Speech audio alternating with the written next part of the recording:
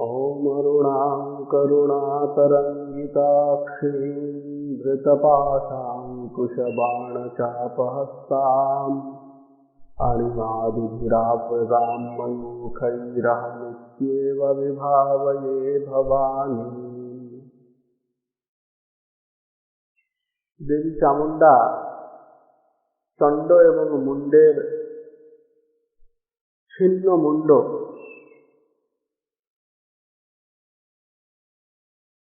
चंडिका शिवदूतीर काछे उपहार स्वरूप निवेदन करलेन।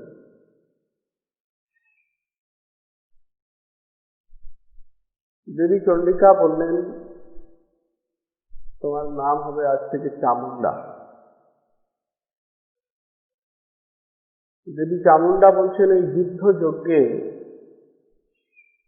চণ্ড এবং মুন্ড নামক দুই মহাপশুকে আমি তোমার কাছে বলি রূপে সমর্পণ করলাম, উপহার রূপে সমর্পণ করলাম। এদিকে চণ্ড এবং মুন্ডের মৃত্যুর পর শুম্ভ সেই দৃশ্য দেখছে দূর থেকে যুদ্ধস্থানে কি চলছে।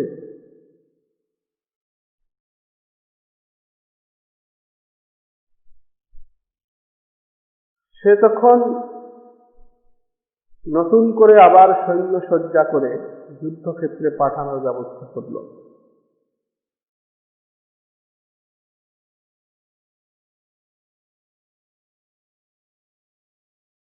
নানাবিধ অসুর জাতি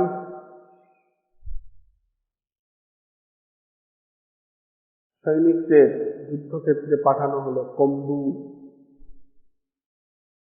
ধৌম্র, কালক, দৌর্হৃদ, মৌর্য, কালকেয়, এগুলি অসুরদের বিভিন্ন জাতি। এই সমস্ত জাতির অসুর সৈনিকদের যুদ্ধক্ষেত্রে পাঠানোর ব্যবস্থা করল শুম্ভ।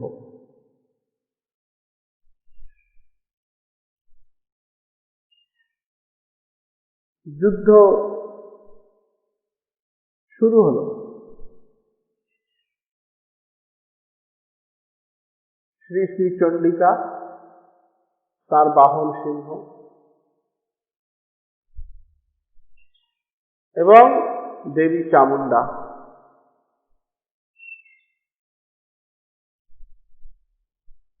আর সেই ভয়ানক যুদ্ধের মধ্যে আরেকটি অদ্ভুত ঘটনা ঘটল। বিভিন্ন দেবতাদের শরীর থেকে তাদেরই অনুরূপ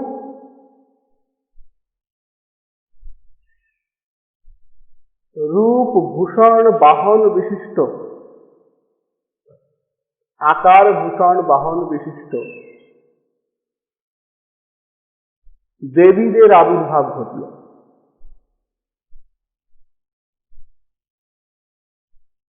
ব্রহ্মেশ গুহ বিষ্ণু নাম তথেন্দ্রস্য চ শক্তয়ঃ শরীরেভ্যো বিনিষ্ক্রম্য তদ্রূপৈশ্চণ্ডিকাম যয়ুঃ।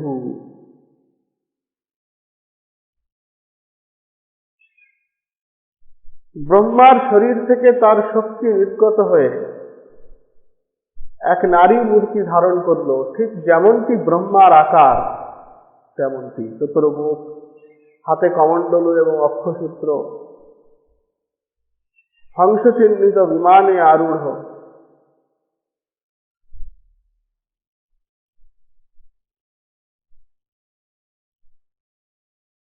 ভগবান শিবের শরীর থেকে শৈবী শক্তি নির্গত হল। বৃষভারূঢ়া, হাতে শূল। ভগবান বিষ্ণুর শরীর থেকে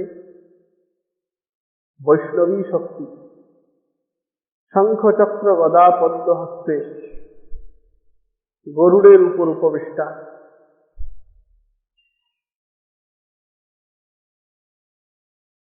নৃসিংহ দেবতার অনুরূপ নারসিংহী, বরাহ দেবতার অনুরূপ বারাহী, এরকম সমস্ত দেবতাদের শরীর থেকে শক্তি বিনির্গত হয়ে ত্রিমূর্তি ধারণ পূর্বক দেবীর সঙ্গে অসুরদের বিরুদ্ধে যুদ্ধ করার জন্য সমবেত হল যুদ্ধক্ষেত্রে।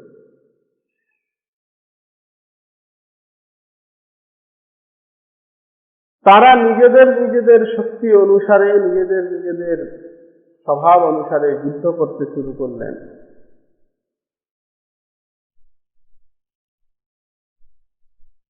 আর এই সমস্ত শক্তিরা যখন উপস্থিত হয়েছেন যুদ্ধক্ষেত্রে, তখন দেবী চণ্ডিকা তিনি মহাদেবকে ডেকে বললেন, তুমি যাও আমার দূত হয়ে শুম্ভ এবং নিশুম্ভকে বলো পাতালে ফিরে যেতে।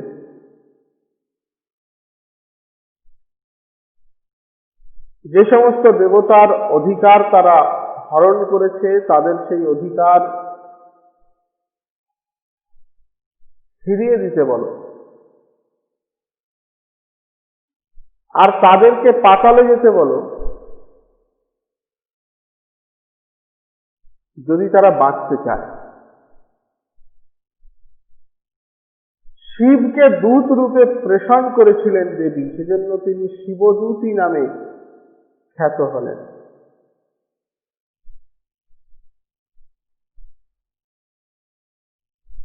শিব শুম্ভ নিশুম্ভের নিকট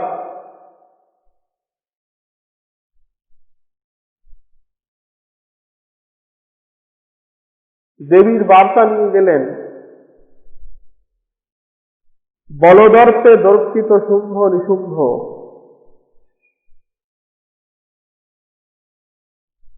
সেই কথায় কর্ণপাত করলেন না। তারা যুদ্ধের জন্য আরো বেশি উদ্যমে যুদ্ধক্ষেত্রে উপস্থিত হলেন। ভয়ানক যুদ্ধ, দেবীর সঙ্গে সঙ্গে বিভিন্ন শক্তিরা যুদ্ধ করছেন। এই সময়ে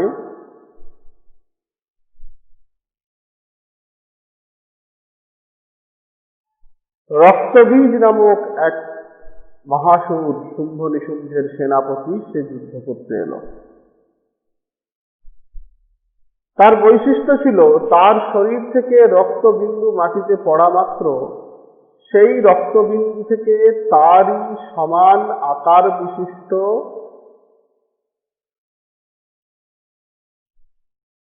তার সমান বীজ আরেকটি রক্তবীজের জন্ম হবে।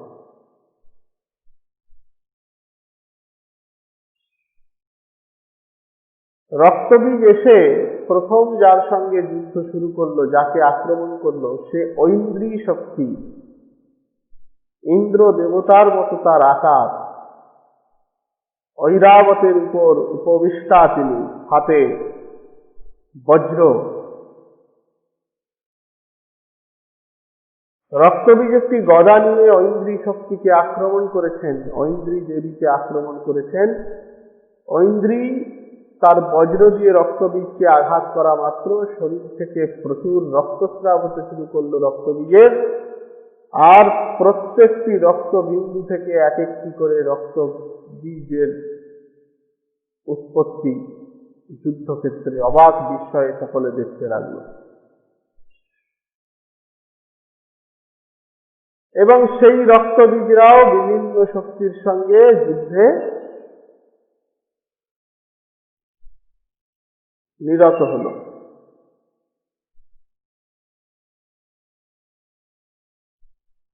এই ঘটনা প্রত্যক্ষ করে দেবী চণ্ডিকা চামুণ্ডাকে বললেন, তুমি তোমার মুখমণ্ডল বিস্তৃত করো, মুখগহ্বর বিস্তৃত করো। আমি এই রক্তবীজকে আঘাত করব, তার শরীর থেকে যে রক্তস্রাব ঘটবে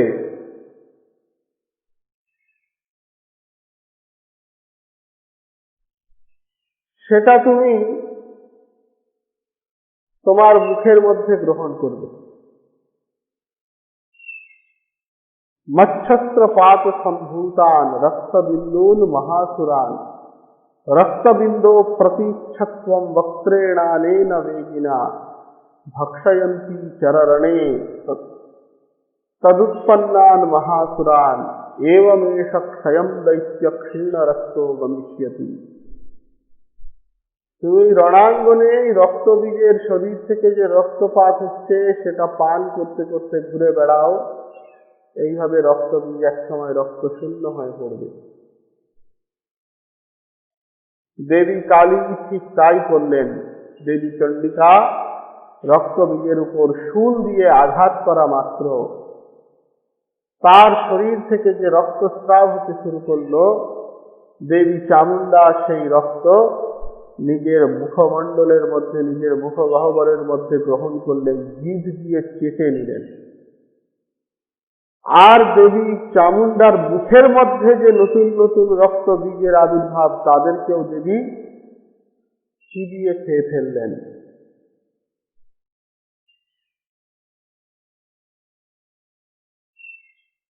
ধীরে ধীরে রক্তবীজের শরীরের সমস্ত রক্ত দেবী চামুণ্ডার পেটে চলে গেল। দেবী চামুণ্ডা রক্তবীজের সমস্ত রক্ত পান করে নিলেন।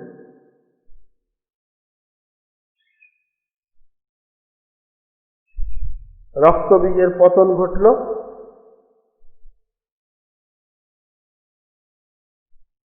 শুম্ভ নিশুম্ভ আরো বেশি ক্রুদ্ধ। তারা দুজনে এবার যুদ্ধক্ষেত্রে অবতীর্ণ হয়েছেন নিজেরাই যুদ্ধ করার জন্য।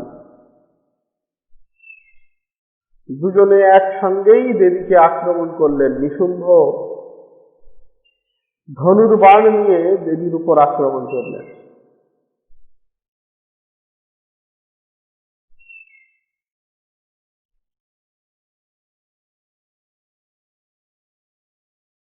কিছুক্ষণের মধ্যে দেখা গেল যে নিশুম্ভের ছোড়া সমস্ত বাণ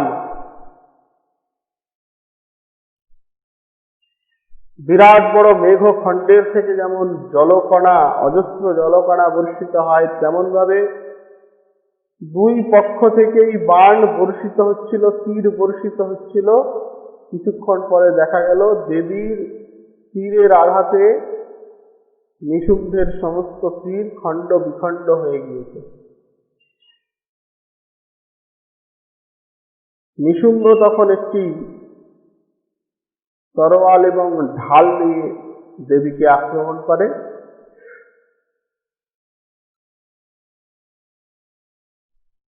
দেবীও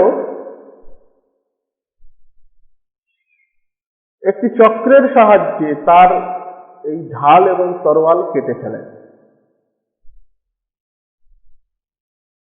নিশুম্ভ শূল নিয়ে আক্রমণ করেন দেবীকে। দেবীর মুষ্টির আঘাতে শূলটি ভেঙে চূর্ণ বিচূর্ণ হয়ে যায়।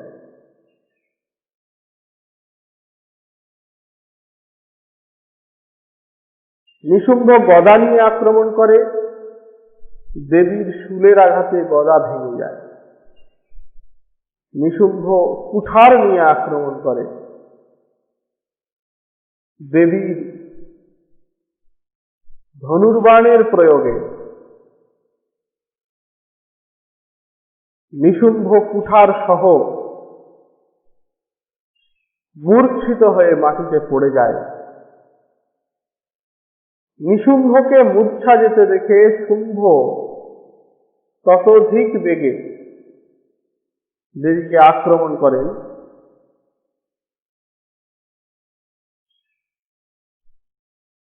শুম্ভ ছিল রথের উপর আরূঢ়।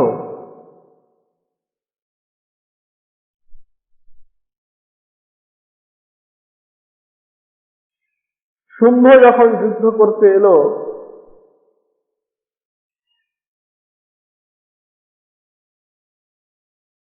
তখন সিংহ পূর্বোক্ত দেবী কালিকা, চামুন্ডা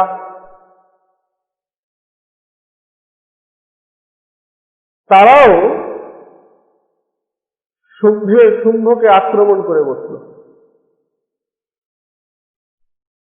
শুম্ভ একটি শক্তি দেবীর উদ্দেশ্যে ছুঁড়ে মারলেন। শক্তি এক ধরনের অস্ত্র। এরকম ভাবে যুদ্ধ চলছে।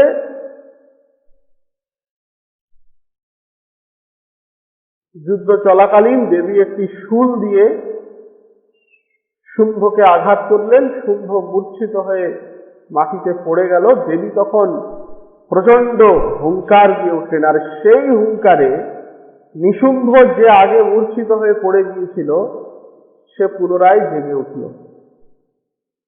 একটি ধনুর্বাণ নিয়ে দেবীকে আক্রমণ করতে যাবে, দেবী আর তাকে সুযোগ দিলেন না।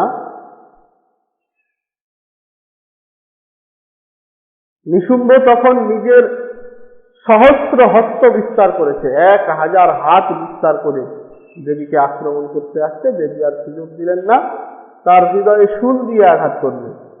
তখন সেই নিশুম্ভের শরীরের ভিতর থেকে আরেকটি অসুরের জন্ম দেখা গেল। দেবী মনে মনে হাসছেন। তিনি আদ্যাশক্তি মহামায়া, তার মায়ায় জগৎ মোহিত। আর এই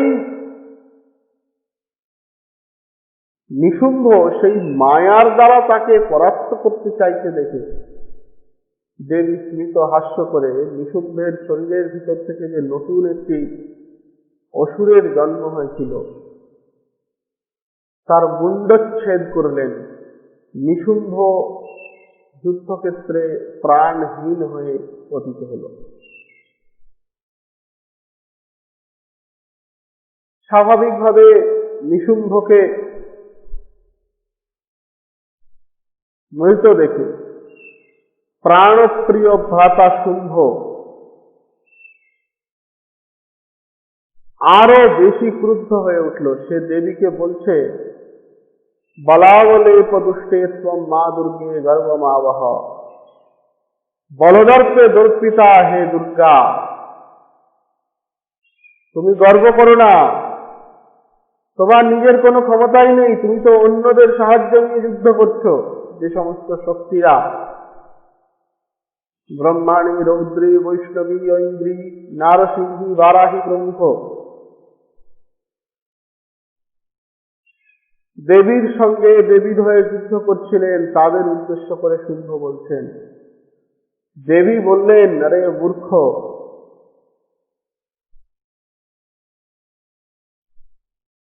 अहम विभूत्या बहुभिरिह रूपैर्यदा स्थितात् तत्संहृतं मयैकैव तत्तिष्ठाम्याजौ स्थिरो भव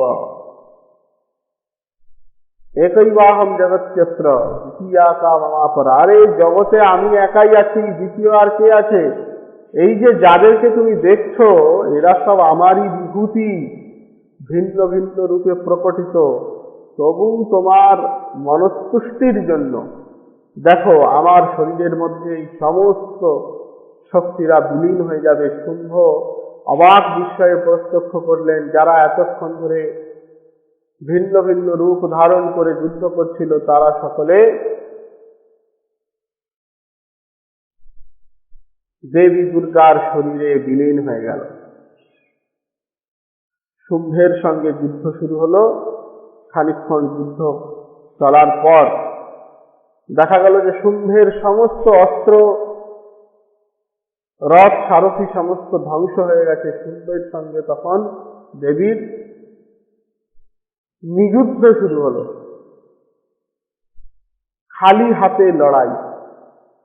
দেবতারা সেই ভয়ঙ্কর লড়াই দেখে, যুদ্ধ দেখে রোমাঞ্চ অনুভব করলেন। কিছুক্ষণ যুদ্ধ করার পর শুম্ভ পতিত হল, শুম্ভেরও নিধন ঘটল।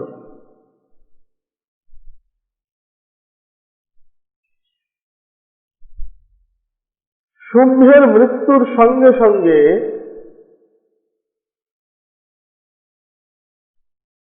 সমগ্র জগৎ প্রসন্ন হয়ে উঠল। যে চরাচর জগৎ এতদিন নানাবিধ সমস্যা, রোগ, ব্যাধিতে পীড়িত ছিল, সেই জগতের স্বাস্থ্য পুনরুদ্ধার হল। যে আকাশ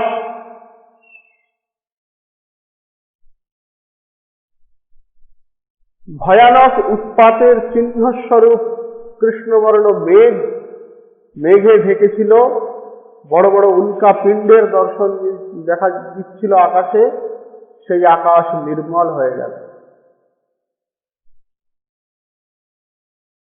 নদীগুলি নিজ নিজ ধারায় যথাপূর্ব প্রবাহিত হতে শুরু হলো।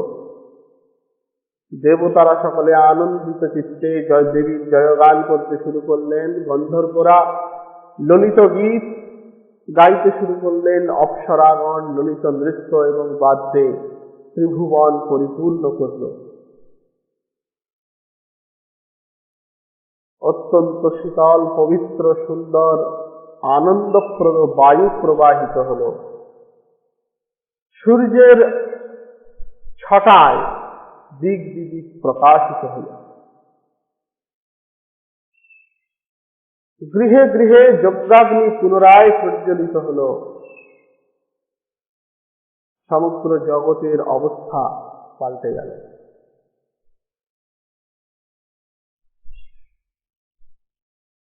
আর এই যে দেবীকে ইতঃপূর্বে শুম্ভ এবং নিশুম্ভ বধের জন্য দেবতারা স্তুতি করেছেন অপরাজিতা রূপে, নমো দিব্যৈ মহাদিব্যৈ শিবাयै সততম নমঃ, নমঃ প্রকৃত্यै ভদ্রাयै নিয়তা প্রণতাস্মতাম।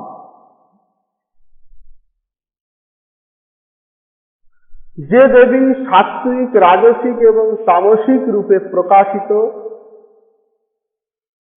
জগতের ত্রিবিধ সৃষ্টি যিনি করছেন সাত্ত্বিক, তামসিক, রাজসিক রূপে, সেই দেবীকে স্তুতি করা হয়েছে অপরাজিতা স্তুতিতে। সেজন্য নমস্তস্যৈ নমস্তস্যৈ নমস্তস্যৈ 3 বার বলা হয়েছে, কারণ দেবীর 3 ত্রিগুণাত্মিকা রূপের স্তুতি সেখানে আছে। সেই অপরাজিতাকে এবার নারায়ণী রূপে স্তুতি করছেন দেবতারা। নার শব্দের অর্থ জীবকুল, অয়ন হচ্ছে গতি বা আধার।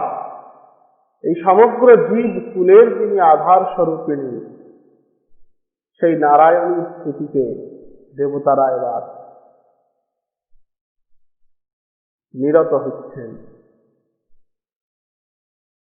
দেবী প্রপন্নার্তি হরে প্রসীদ, প্রসীদ মাতর জগতোখিলস্য, প্রসীদ বিশ্বেশ্বরি পাহি বিশ্বম, ত্বমীশ্বরী দেবী চরাচরস্য, আধারভূতা জগতস্ত্বমেকা, মহীস্বরূপেণ যতস্থিতাসি, অপাং স্বরূপস্থিতয়া তয়ৈতদ, আপ্যায়তে কৃষ্ণমলঙ্ঘ্য বীর্যে, ত্বং বৈষ্ণবী শক্তিরনন্তবীর্যা, বিশ্বস্য বীজং পরমাসি মায়া, সম্মোহিतं দেবী সমস্তমেতৎ, ত্বং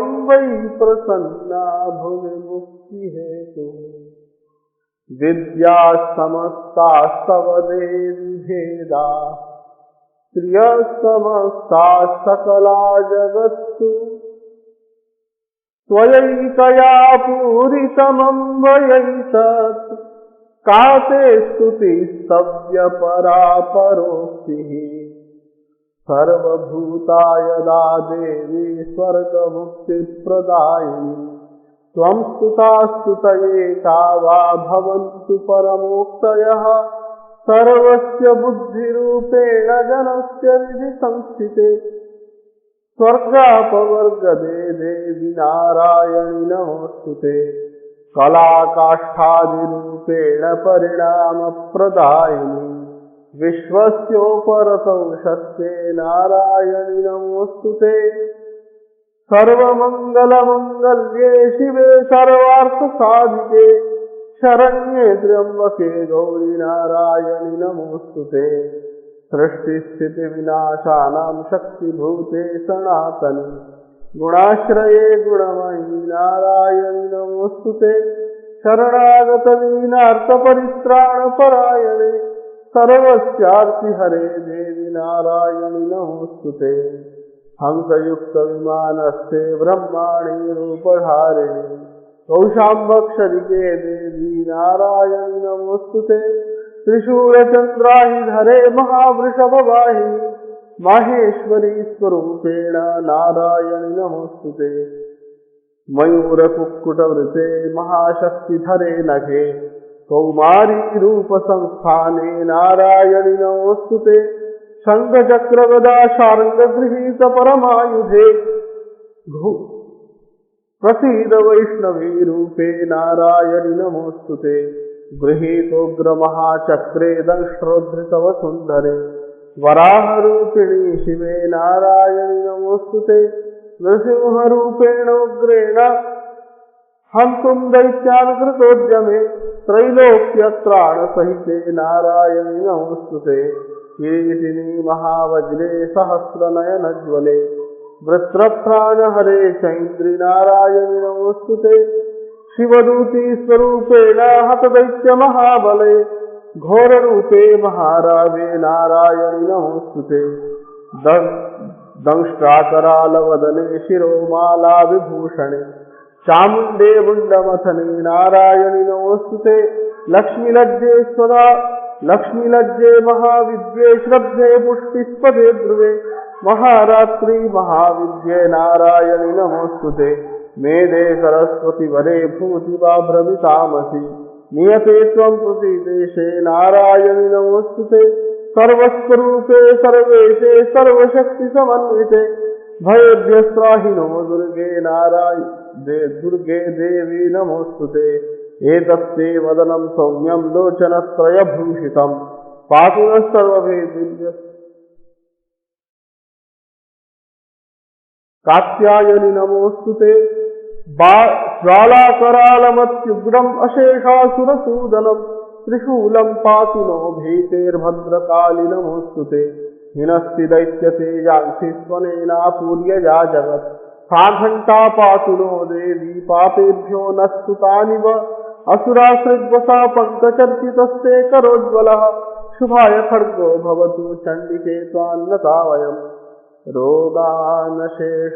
रोगानशेषानपहसि दुष्टा रुष्टा तु कामान् सकलानभीष्टान् त्वामाश्रितानां न विपन्नराणां त्वामाश्रितायाश्रयतां प्रयान्ति एतत्कृतं यत्सदनं त्वयाद्य धर्मद्विषां देवी महासुराणां रूपैरनेकैर्बहुधात्ममूर्तिं कृत्वाम्बिके तत्प्रकरोति कान्या विद्यासु शास्त्रेषु विवेकदीपेष्वाद्येषु वाक्येषु च का त्वदन्या मम त्वगर्तेति महान्धकारे विभ्रामयत्येतदतीव विश्वं रक्षांसि यत्रोग्रविशाश्च नागा यत्रारयोदस्युबलानि यत्र दावानलो यत्र तथाब्धिमध्ये तत्र स्थिता त्वं परिपासि विश्वं विश्वेश्वरी त्वं परिपासि विश्वं विश्वात्मिका धारयसीति विश्वं विश्वेशवन्द्या भवती भवन्ति विश्वाश्रया ये त्वयि भक्तिनम्रा देवी प्रसीद परिपालय नोरिभीतेर्नित्यं यथासुरवदादुनैव सद्यः पापानि सर्वजगतां प्रशमं नयाशु उत्पातपाकजनितांश्च महोपसर्गान् प्रणतानां प्रसीद त्वम्। देवी विश्वार्तिहारे त्रैलोक्यवासिनां विद्ये लोकानां वरदा भव। এই স্তুতি শ্রবণ করে দেবী বললেন, সুরগণ, আমি তোমাদের বর দিতে চাই, তোমরা বর প্রার্থনা করো। দেবতারা বললেন, এরকম যখন যখন বিপদ এসে উপস্থিত হবে তখন তখন তুমি প্রকট হয়ে আমাদেরকে রক্ষা করবে, এই বর দাও।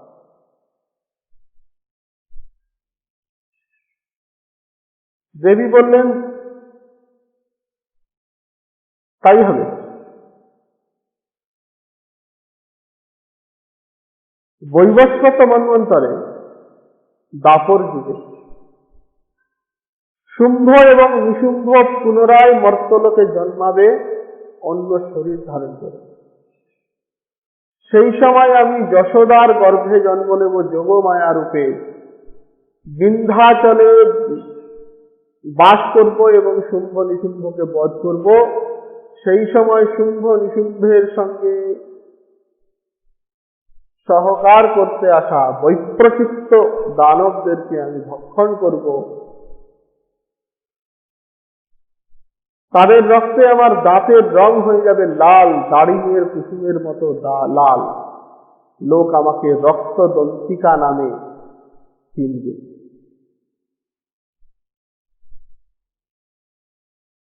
তারপর যখন শতবার্ষিক অনাবৃষ্টি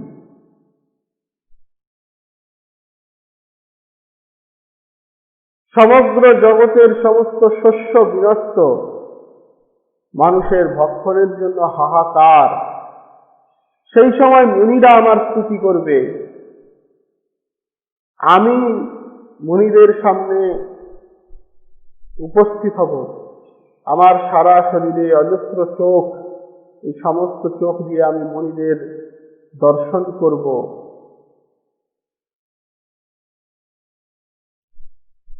সেই সময় আমাকে শতাক্ষী নামে লোকে জানবে।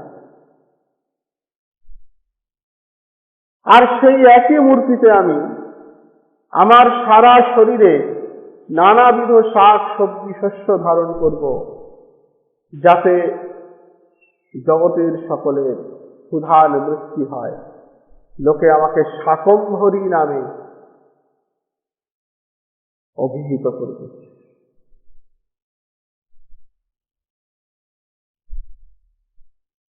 সেই সময়েই এই শাকম্ভরী অবতারেই দুর্গাম নামক অসুরকে বধ করার জন্য লোকে আমাকে দুর্গা নামেও চিনবে।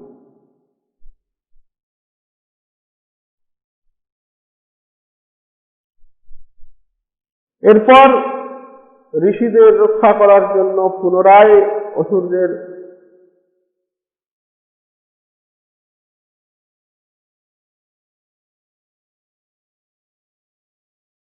হত্যা করার জন্য, বধ করার জন্য হিমালয়ে ভীম রূপ ধারণ করে আমি অবতীর্ণ হব। আমার নাম হবে ভীমা দেবী।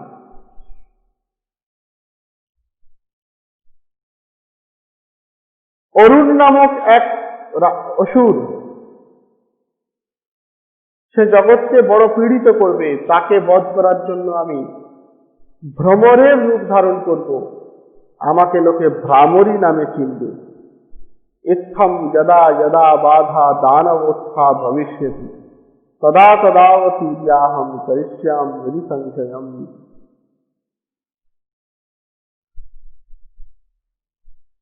যখন যখন দানবরা জগৎকে পীড়িত করবে তখন তখন জগতে অবতীর্ণ হয়ে আমি এই দৈত্য বাধা, দানব বাধা অপসৃত করব।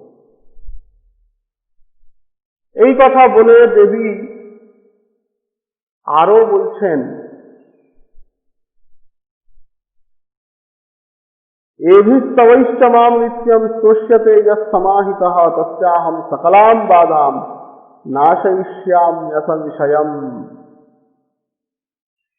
এই যে স্তুতি, এই স্তুতি যে নিত্য পাঠ করবে তার সমস্ত বাধা আমি নাশ করি। মেধা ঋষি সুরস এবং সমাধির অবগতির জন্য দেবীর যে মাহাত্ম্য জ্ঞান করলেন, সেই মাহাত্ম্য গান তার ফলশ্রুতি দেবী নিজের মুখে ঘোষণা করছেন। মধুকৈটব বধ, মহিষাসুর নাশ এবং শুম্ভ নিশুম্ভের বিনাশ রূপ যে দেবী মাহাত্ম্য, সেটি অষ্টমী, চতুর্দশী, নবমী ইত্যাদি তিথিতে একাগ্র মনে পাঠ করলে দেবীর চরণে অতুট ভক্তি লাভ হয়।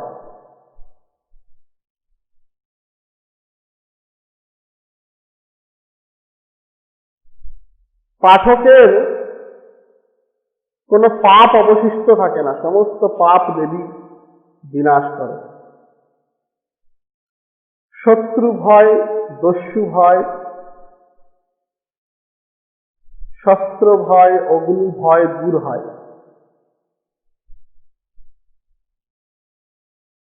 সেজন্য দেবীর এই স্তব চণ্ডী, দেবী নিজে বলছেন, তস্মান মমৈতৎ মাহাত্ম্যম পঠিতব্যম সমাহিতৈ শ্রোতব্যম চ, যদি পড়তে না পারি অন্তত শুনতে হবে। সদা ভক্ত্যা পরম সত্যয়নম হি তৎ, এর থেকে বড় সত্যয়ন ক্রিয়া অর্থাৎ বিঘ্ন নাশকারী আর কিছু নেই। উপসর্গানশেষাংস্তু মহামারী সমুদ্ভবান, এই যে মহামারী, এই মহামারী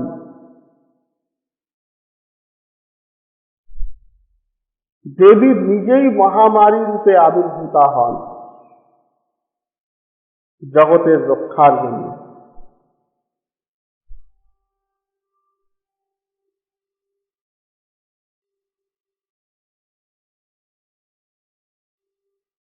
সেজন্য মহামারী থেকে মুক্তির যথার্থ উপায় দেবীর আরাধনা।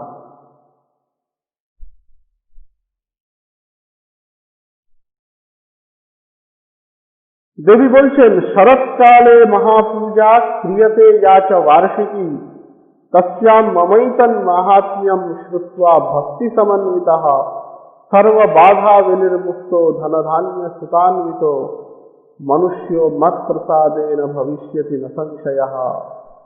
শরৎকালে আমার যে বার্ষিক পূজা হয়, সেই বার্ষিক পূজার সময় আমার এই মাহাত্ম্য যিনি শ্রবণ করেন, তার সমস্ত বাধা থেকে মুক্তি লাভ হয়, সমৃদ্ধি লাভ হয়।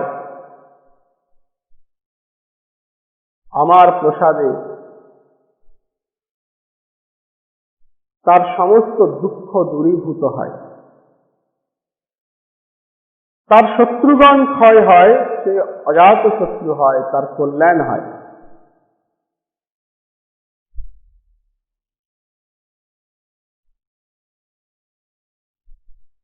দেবী বলছেন,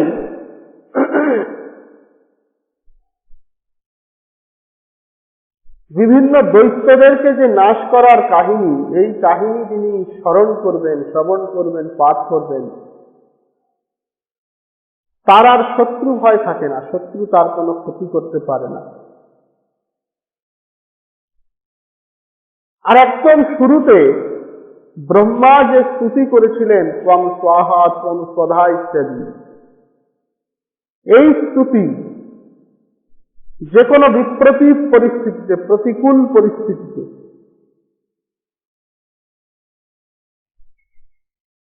যদি পাঠ করা হয়,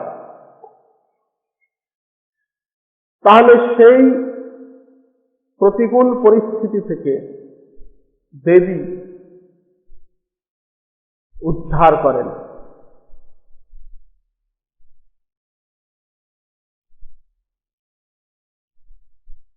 এরকম ভাবে এই সম্পূর্ণ চণ্ডী গ্রন্থের, দেবী মাহাত্ম্য গ্রন্থের ফলশ্রুতি দেবী নিজেই স্থাপন করলেন দ্বাদশ অধ্যায়। একাদশ অধ্যায় নারায়ণ স্তুতি, দ্বাদশ অধ্যায় ফলশ্রুতি।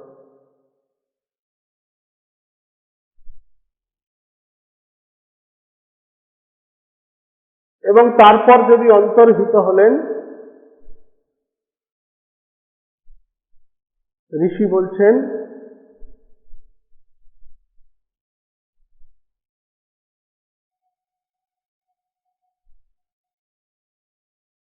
হে রাজন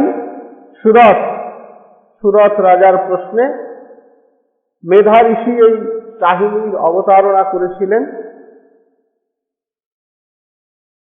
সম্পূর্ণ দেবীর মাহাত্ম্য এবং সেই মাহাত্ম্যের ফলশ্রুতি দেবীর মুখেই বলে ঋষি এবার বলছেন, এবং ভগবতী দেবী सा नित्यापि पुनः पुनः सम्भूय कुरुते भूप जगत परिपालनम। হে রাজন, দেবী নিত্যা, তথাপি তিনি জগতের প্রয়োজন অনুসারে বিভিন্ন সময়ে অবতীর্ণ হয়ে জগৎকে পালন করেন। তিনি এই জগৎকে মোহিত করে রেখেছেন, তিনি জগতের সৃষ্টি করেন, তিনি জগৎকে জ্ঞান বিজ্ঞান সমৃদ্ধি প্রদান করেন। এই সম্পূর্ণ জগৎকে তিনি ব্যপ্ত করে রেখেছেন। তিনি মহামারী রূপে অবতীর্ণ হন। শৈব কালে মহামারী শৈব সৃষ্টির ভবত্যজা স্থিতিং করোতি ভূতানাম শৈব কালে সনাতনী।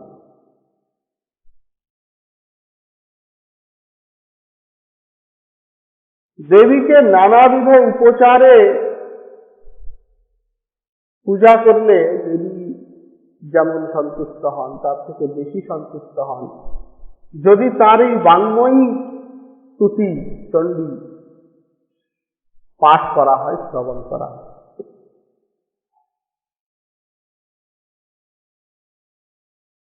সুরথ রাজা এবং সমাধি বৈশ্য দেবীর এই মাহাত্ম্য শ্রবণের পর দেবীর কৃপা লাভের জন্য দেবী সূক্ত জপ করার সংকল্প নিয়ে এক নির্জন নদীর তীরে দেবী সূক্ত জপের মাধ্যমে সাধনা শুরু করল।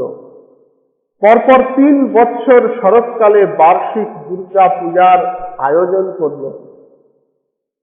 তৃতীয় বৎসর দুর্গা পূজা সমাপ্ত হওয়ার পর দেবী তাদের সামনে প্রকট হলেন। সুরথ রাজাকে জিজ্ঞাসা করলেন, কি চাও?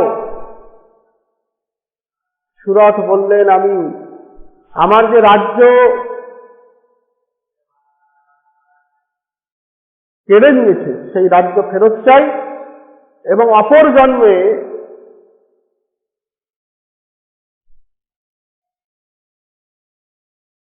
অভ্রষ্ট রাজ্য চাই, এমন রাজ্য যে রাজ্য থেকে আমাকে কখনো ভ্রষ্ট হতে না হয়। কি অদ্ভুত ব্যাপার!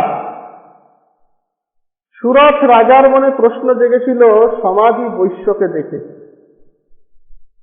যে সমাধি বৈশ্য তার পরিবার পরিজনরা তাকে ধনলোভে অর্থের জন্য তাড়িয়ে দিয়েছে, অথচ তাও সমাধির মনে সেই সমস্ত পরিবারের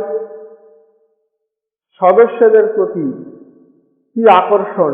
এই আকর্ষণের কারণ জানতে চেয়ে মেধা ঋষির কাছে সুরথ রাজা প্রশ্ন করেছিলেন যে বিষয়সমূহ বিভিন্ন দোষে দুষ্ট, এর বিষয়ের দোষ জানা সত্ত্বেও মানুষের মন সেই বিষয়ের প্রতি ধাবিত হয়।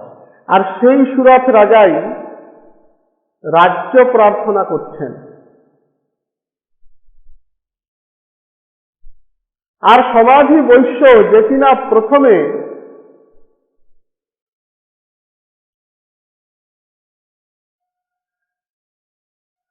স্ত্রী পুত্র পরিবারের জন্য চিন্তিত ছিল,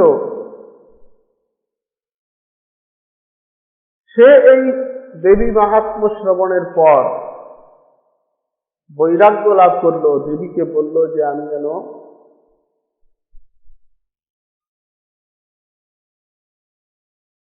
বৈরাগ্য লাভ করতে পারি, এই জগতের বন্ধন মোহ থেকে আমাকে মুক্তি দাও, যে জ্ঞান লাভ করলে এই বন্ধন মুক্তি ঘটে সেই জ্ঞান প্রদান করো। দেবী দুজনকেই তাদের বাঞ্ছিত বস্তু প্রদান করলেন। সুরথ রাজাকে বললেন কিছুদিনের মধ্যেই তুমি তোমার রাজ্য ফিরে পাবে, আর এরপর বৈবস্বত মন্বন্তরে দেব ভগবান বিবস্বানের সূর্যের ঔরসে তোমার জন্ম হবে। তুমি সেই সময় সেই মন্বন্তরে মনুরূপে প্রতিষ্ঠিত হবে, তোমার রাজ্য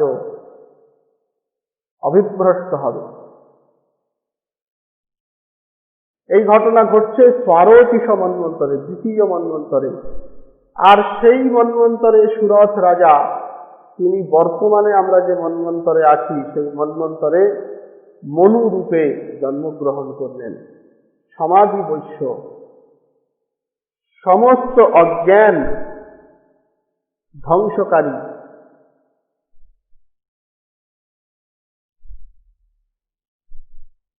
জ্ঞান লাভ করলেন।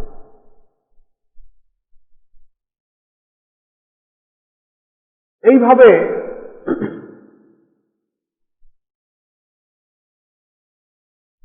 এই দেবী মাহাত্ম্য গ্রন্থের সমাপ্তি। শ্রী শ্রী চণ্ডীর এই কাহিনী বারংবার দুষ্ট শক্তির প্রাদুর্ভাব এবং দেবী কর্তৃক দুষ্ট শক্তির বিনাশ, সাধকের মনে শক্তি ও আত্মবিশ্বাস সঞ্চার করে।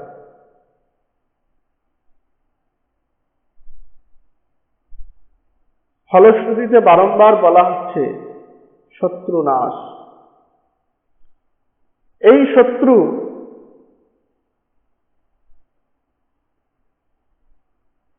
যেমন জগতে বাহ্য শত্রু রয়েছে, তেমন নিজের অভ্যন্তরে কাম, ক্রোধ, লোভ প্রভৃতি যে শত্রু, সেই শত্রুরও নাশ দেবী মাহাত্ম্য পঠনের মাধ্যমে সম্ভব।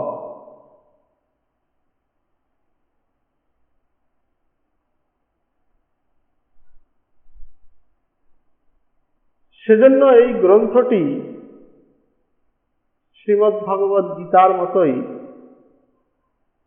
সম্পূর্ণ হিন্দু সমাজে বিশিষ্ট স্থান অধিকার করে রয়েছে। আপাত দৃষ্টিতে অসুরদের সঙ্গে যুদ্ধের বর্ণনা থাকলেও এর মধ্যে আসলে জীবন যুদ্ধের বর্ণনা রয়েছে।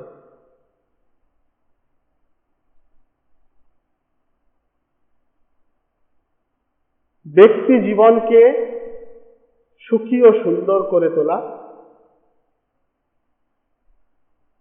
সেই সঙ্গে সঙ্গে সমাজ জীবন থেকে অশুভ শক্তির উৎপাটন, এই বার্তা শ্রী শ্রী চণ্ডীতে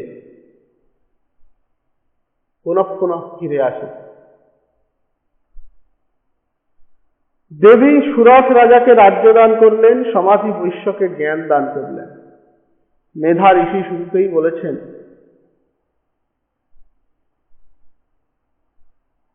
দেবী সমগ্র জগৎকে মোহিত করে রেখেছেন সৃষ্টি চালানোর জন্য, না হলে সৃষ্টি ধ্বংস হয়ে যাবে।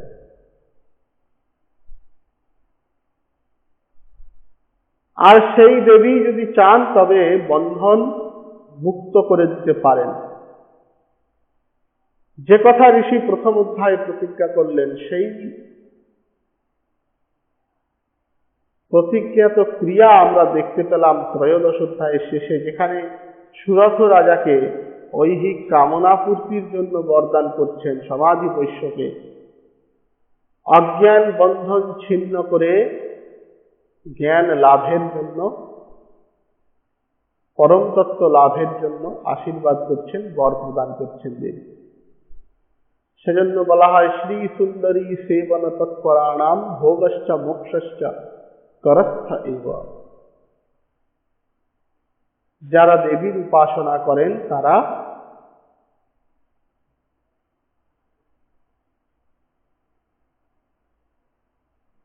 কামনা পূর্তিও যেমন তাদের সম্ভব, তেমন মোক্ষ লাভও সম্ভব।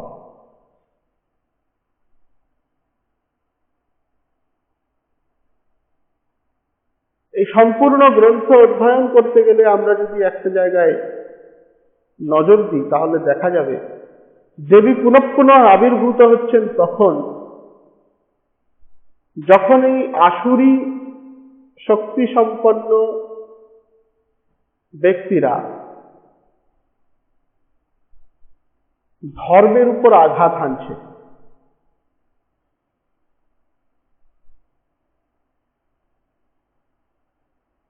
আমরা চতুর্থ অধ্যায়েও পেয়েছি এতৎ কৃতম যৎ সদনম ত্বয়াদ্য ধর্মদ্বেষাম দেবী মহাসুরাণা। যারা ধর্মকে দ্বেষ করে সেই মহাসুরদের বিনাশের কাহিনী।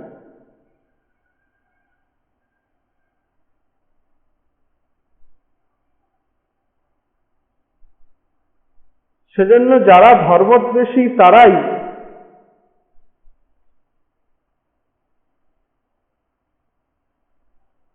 দেবীকে কলুষিত করে, দেবীর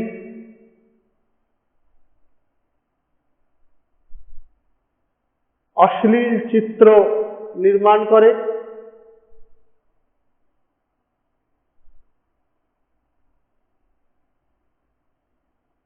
দেবীর সম্বন্ধে বিবিধ অপমানজনক বাক্য প্রয়োগ করে। আমরা শুম্ভ নিশুম্ভের যুদ্ধের পর্যায়ে যদি দেখি, শুম্ভ আদেশ দিচ্ছে কেশাকর্ষণ নির্ভূত, চুলের মুঠি ধরে টানতে টানতে নিয়ে এসে কেশে স্বাকৃষ্য। একজন স্ত্রী সম্বন্ধে তার কি শব্দ প্রয়োগ, সেই শুম্ভ ধর্মদ্বেষী ছিল। আজ যারা দেবীকে অপমান করছে তারাও ধর্মদ্বেষী।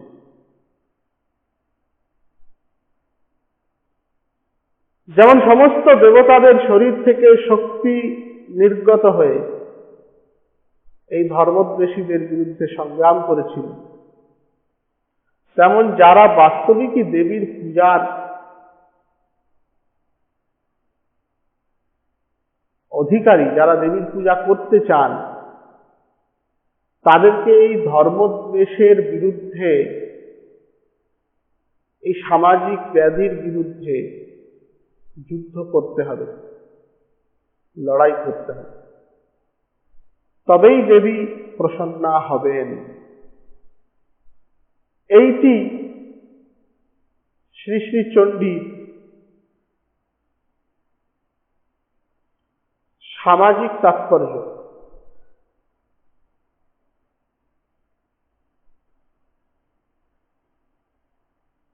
শ্রী শ্রী চণ্ডী পাঠ ব্যতীত এই মহাপূজা, দুর্গা পূজা সম্পন্ন হয় না। দেবী নিজেই সেই কথা বলেছেন, আমরা ফলশ্রুতি অধ্যায়ে দেখলাম। সেজন্য বাংলায় বহু প্রাচীন কাল থেকে এই পরম্পরা রয়েছে, ঘরে আনব চণ্ডী, করণে শুনব চণ্ডী। দেবী বেল গাছে অবস্থান করেন। সেই বেল গাছের ঈশান কোণের দুইটি বেল ফলযুক্ত ডালকে দেবী রূপে কল্পনা করে সেই দেবী চণ্ডিকাকে ঘরে আমন্ত্রণ করে নিয়ে আসা, ঘরে আনব চণ্ডী। আর কর্ণে শুনব চণ্ডী, চণ্ডী পাঠ হবে, সেই পাঠ কানে শুনব। এই পরম্পরাটি ধীরে ধীরে বিলুপ্ত হতে চলেছে। পূজা মণ্ডপে আশেপাশে বেল গাছের অস্তিত্ব দেখা যায় না,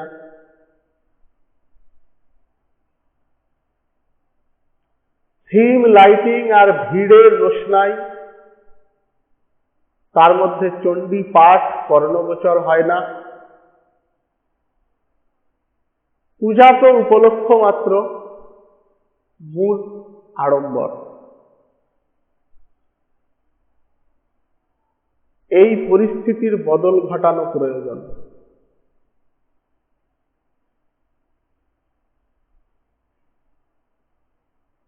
পূজার কয়েকটি দিন আমরা যদি অন্ততপক্ষে চণ্ডীতে যে সমস্ত স্তুতি রয়েছে তার একটি দুটি স্তুতিও পাঠ করতে পারি, তবে দেবী প্রসন্না হবেন। আর এই মহামারী সমুদ্ভূত যে প্রবল যন্ত্রণা, তার থেকে আমাদেরকে মুক্তি দেবেন, দেবীর কাছে আমরা সেই প্রার্থনা রাখি। দেবী সকলের মঙ্গল করুন, ধর্ম রক্ষা করুন, সমাজকে রক্ষা করুন, বিশ্বের রক্ষার জন্য যা করণীয় দেবী তাই করুন। দেবীর নিকট এই প্রার্থনা করে সকলকে কৃতজ্ঞতা সমর্পণ করে প্রণাম জানিয়ে শ্রী শ্রী চণ্ডী সম্পর্কিত এই 3 দিনের যে আলোচনা এখানে আমরা শেষ করছি। নমস্কার, শুভরাত্রি।